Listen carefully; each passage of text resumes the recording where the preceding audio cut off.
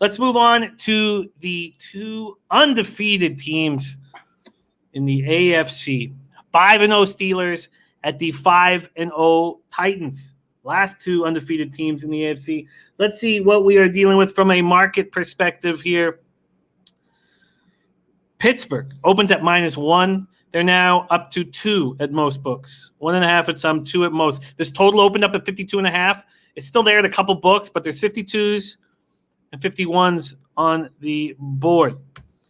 Steelers coming off that 38-7 smash and grab we were just talking about against the Browns. They extended their home winning streak over the Browns to 17 years and counting. They improved to 5-0 for just a second time in the franchise's 87-year history. Roethlisberger passed for 169 yards in the score. Connor ran for 101 yards in a touchdown. Pittsburgh sacked Mayfield 4 times, picked him off twice.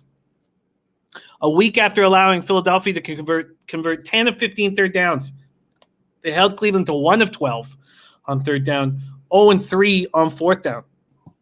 The big issue here is Devin Bush. God, he looked good this year. 2019 first-round draft pick, done for the season. Tears his ACL in the second quarter. He had played every single defensive snap before his injury. He wears the green dot on his helmet so that he can communicate with the sideline as the defensive play caller. Depth at inside linebacker was a concern already for the Steelers going into the year. They put Vince Williams, who plays alongside Bush, and Vince is the guy they use for run protection, and they use Bush to drop back in coverage. When Bush got hurt, they moved Williams into that spot to protect the pass coverage, and then they brought in Robert Spillane, a special teams player who was elevated from the practice squad a year ago. That's a big problem. Marquise Pouncey, center, guard, David DeCastro are questionable.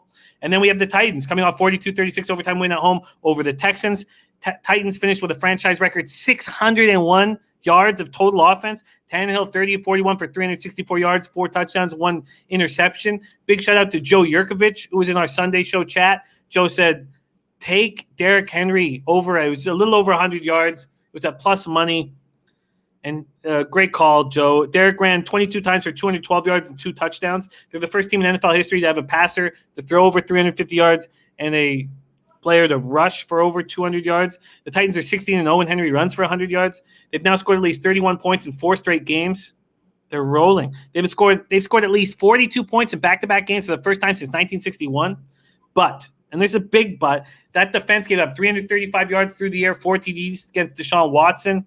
Of the handful of players they've got that were more than a handful that were on the COVID-19 list, they've got a bunch back. Defensive lineman Jeffrey Simmons back, Adam Humphries back, Cam Batson back, cornerback Christian Fulton, fullback Kari Blessingame back. Only Corey Davis and tight end Pruitt from the active roster remain on that list. And then we have another giant injury, Taylor Lewan, torn ACL. In Lewan's absence, they have a couple of options. They brought in Ty Sambrailo. He was signed this past offseason to a 1-year deal. They also have Isaiah Wilson. He was their first-round draft pick, but he had been on the COVID list all year. So he's yet to be active for a game. He started working out. So 2 giant injuries that will change how you look at these teams moving forward. You've been a big backer of these Steelers, Bebsy. They're sitting at -2 full game. Are you on them?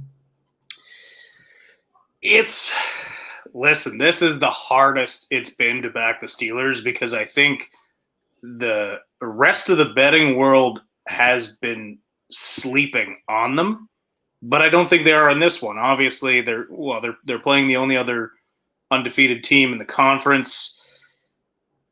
I still want to take the Steelers in this listen, let's simplify this for a second and look at the 2 biggest injuries. Devin Bush, huge injury loss to that Steelers defense. This is the guy that finally came in and replaced Ryan Shazier. For years, that middle linebacker spot looked ugly. Obviously a brutal, depressing injury to Shazier. They finally got past that with Devin Bush. He has looked fantastic. He's been the captain of that defense. And I'm a huge proponent of you have that middle linebacker that can keep things together. You can keep an otherwise shaky defense And I'm not saying the Steelers have an otherwise shaky defense, but you still see with a great middle linebacker, like, for example, Bobby Wagner in Seattle for years, there's been a lot of garbage around him, but he's been able to keep that together. Now, that's a huge loss losing Devin Bush. They have a ton of other talent around them, particularly at the defensive end position, which plays into what I'm going to mention about the Tennessee biggest injury. Taylor Lewan, your star left tackle, that is a crushing blow as well. Less so in the running game and more in the protecting Ryan Tannehill's blind side. So this is a very, very difficult spot, but you saw how well the Houston Texans played against this team. And I was wrong about how they would the Titans would look coming out of this COVID break. I thought they would be sluggish. I thought they'd be rusty. They kicked the shit out of the Bills. I was dead wrong about that game. But I think this is a really tough spot for the Titans, especially if the Steelers can manage to shut down Henry. Nobody shuts down Henry, but if they can hold him off and at least keep him to a reasonable amount of yardage, then the Steelers should roll in this. They're healthy on offense. I believe DeCastro and Pouncey will play. If they're questionable right now, they're going to play. And let's face it, this Steelers offense is getting exciting with the emergence of Chase Claypool, Abbotsford BC boy, and the fact that, Juju is now not even the guy everyone's looking at because Claypool's been tearing it up. I think this is a very tough spot for Tennessee to come out and win. They play great against great teams. Very, very difficult look. But I just, man, it's hard not to keep going with the Steelers with the way they've been playing. It is. But I want to watch.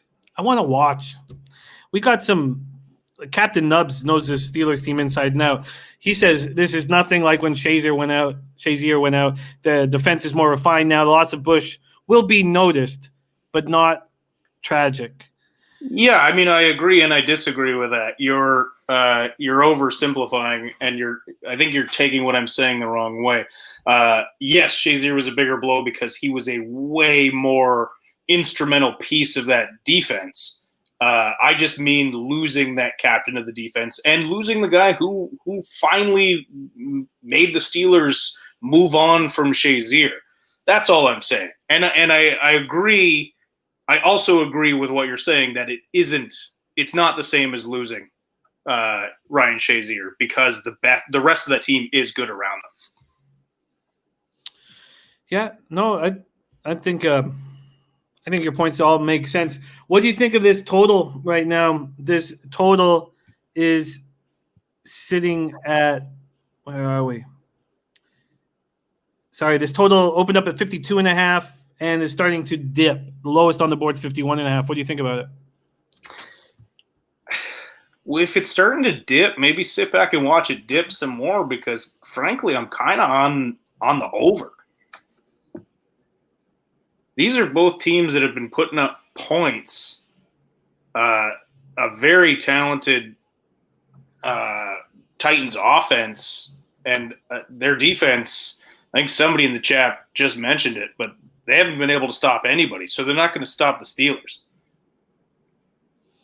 So if anything, I lean over. I mean, personally, sit back and watch that line because if it keeps dipping, then the over, I think, is very much in play. Interesting.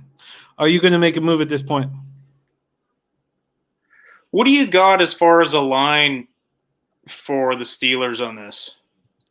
The best I can give you on the Steelers is a -2 and -108. That's available at betamericaresorts.com. Let's circle back to that one. Okay. Bloods W like the under. Chris Brady likes the over. Al Cervic in the house, over or nothing for me. ABG ball game is on the under. And Michael Ricciardi says, preach, Bebsy, love the over. Yeah, I mean, it's over no play for me. Both of these teams have been great at putting up points, and one of them in particular has not been very good at stopping the other team from putting up points. Let's face it, the Houston Texans struggled to keep the Tennessee Titans struggled to keep the Houston Texans off the board. Houston Texans put up a ton of points on this team. Steelers are going to be able to do the same, no problem. Dennis Garcia says, Tennessee struggled to beat Denver, Jacksonville, Minnesota, and Houston, who are all mediocre or worse. Pittsburgh, second in rush per yards allowed, will make Tennessee one-dimensional. If there is a team in the NFL that plays up and down to their competition more than any other team, it is without question the Tennessee Titans. So I'm not going to put a ton of stock into what their other games play. It's almost like Vrabel's just like, okay, this team is this good. We have to play this good this week to be in this game. It's been like that for years with them. They play up and down to their competition. It's why they've been frustrating to bet against. They have played garbage teams and then somehow squeaked it out with like a last-second field goal. So I can't put a ton of stock into that. You're right. It's a good point. I just can't put stock into it. Robert Allen says, I'm all over Pittsburgh unders this year. Otter on the over says Steelers team total has been cashing. If it's like 25.5, you have to. It's at 26.5. I bet 365 right now, minus 120 on each side. All right, Bebsy will be deciding. I should put a note here. Bebsy's going to be deciding whether he's going to move on it.